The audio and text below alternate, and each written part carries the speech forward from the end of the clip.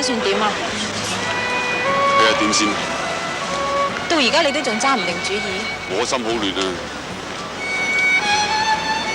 咁你認為應該點？照我睇，如果做手術係可以徹底嘅，我就贊成做手術啦。但係醫生話只有3成希望啫嘛。阿媽已經咁大年紀啦，我唔想佢望呢個嘢。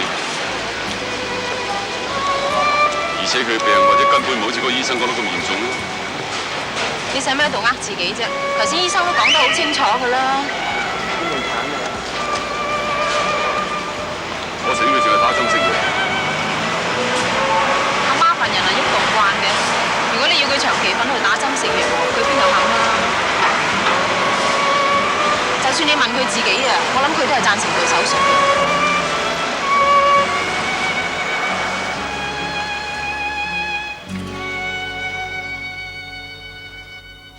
嫲嫲，原來嗰間屋好大㗎。係咩？咁佢嘅人呢，好唔好啊？佢個人啊，嗯都幾好嘅。佢仲要我同蛋蛋搬去佢嗰度住添喎。嗯，係啦係啦，佢仲同你講好多嘢，又讚你添。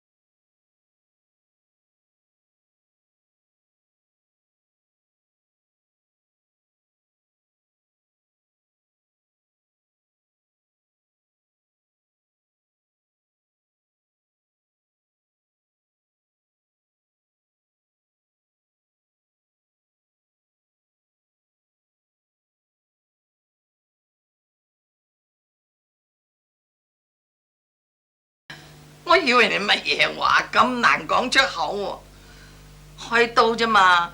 唉，咁咪開啦。係咯，媽，我都贊成開刀啊，因為開刀之後可以徹底治療啊嘛。開刀好危險㗎，玩下數會要性命。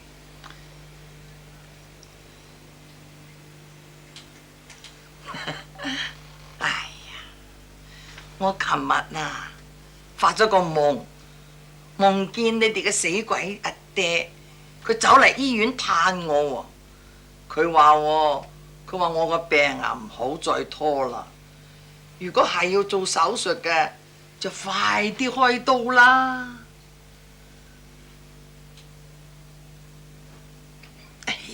其實有乜所謂啊？